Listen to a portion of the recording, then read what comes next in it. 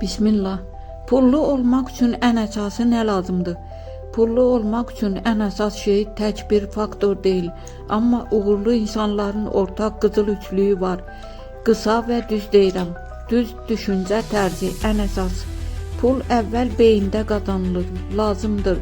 Uzun müddətli düşünmək, riskdən qorxmamaq, amma ağıllı risk.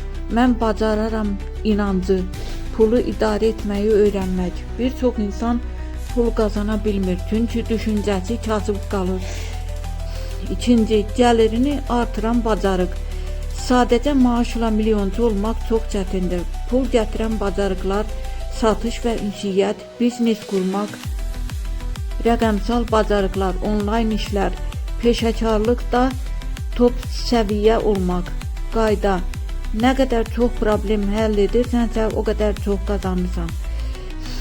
Üçüncü, pulun idarəsi. Çoxları burada ududur. Qazanan çoxdur, saxlayan az. Qızıl qaydalar: gəlirin ən azı 10-20%-ni yığ. Borcla zənginlik qurma. Pulu işlət, investisiya et. Lazımsız xərcləri kəs. Şirlər üçün öz biznesini, rəhbərlik və idarəçilik, səhnə, satış, insanlarla iş, brend yaratmaq. Şirlər başqasına işləyəndə yox, özünü göstərən kimi daha çox qazanır.